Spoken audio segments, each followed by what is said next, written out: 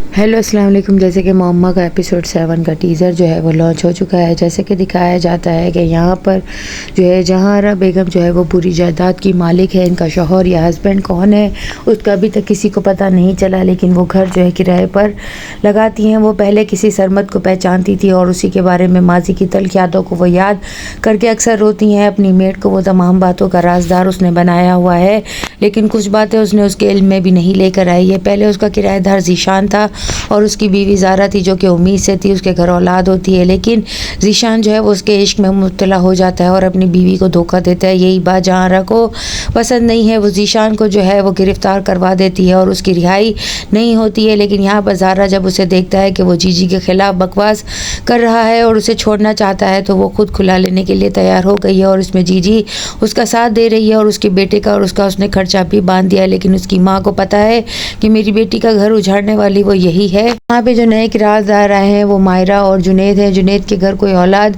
नहीं है। उसकी बीवी मायरा जो है वो अपनी माँ से मिलने के लिए 2-3 दिन के लिए जाती है, जिस पर जुनेद जाने की इजाज़त दे देता है। यहाँ पर जीजी उसे अपनी नौकरानी आसिया के साथ जो है रोज़ाना खाने बना कर भेजती है और खाने खाकर वो इतना ज़्यादा उसका फ़ैन हो जाता है कि उसकी तारीफ़ करने के लिए उसके घर ही चला जाता है। एक दिन जब वो जाता है तो जीजी उसे रोक लेती है और चाय के साथ केक भी सर्व करती है, जिस पर वो उसके हाथों को चूमने की बात करता है और उसकी तारीफ़ों का पुल बांध देता है। यहाँ पर जीजी जब उसे कहती है कि ये तमाम मुलाकातें तुम अपने बीवी को बताओगे, जिस पर वो कहता है बिल्कुल भी नहीं बताऊंगा, वरना वो तो शक का जो है दिमाग जो है अपना बना लेगी। यहाँ पर जो है जुनेद की बीवी जो है उसे अपने घर बुलाती है और कहती है कि मेरी वालदा जो है तुमसे मिलना चाहती है, तुम आ जाओ ताकि मिलकर खाना खाएंगे। जुनेद काम का बहाना कर लेता है, तो जिस पर मायरा कहती है मुझे आके पिक कर लो, लेकिन वो पिक करने भी नहीं जाता। यहाँ पर रात को वो फिर दोबारा जीजी के पास आ जाएगा और भूल जाएगा कि उसे अपनी बीवी को लेना था। मायरा की तबीयत जो है वो ख़राब होगी और डॉक्टर के पास जब वो जाएगी तो उसे पता चलेगा कि वो भी उम्मीद से है, उससे बर्दाश्त नहीं होगा। वो फ़ौरन ही अपने घर को लौट जाएगी। यहाँ पर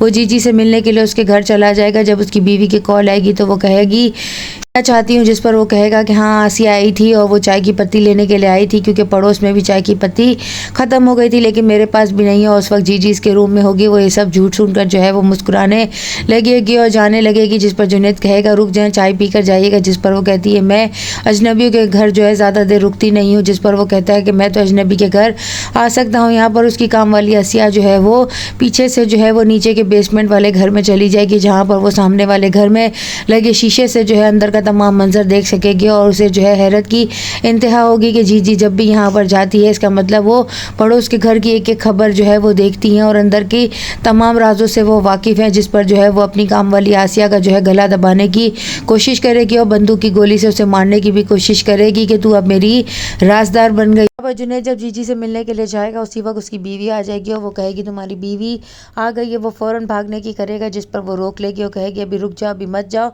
बाद में जाना है। या नेक्स्ट एपिसोड में और क्या दिखाया जाएगा। चैनल के साथ बने रहें, लाइक करें, शेयर करें और सब्सक्राइब करें।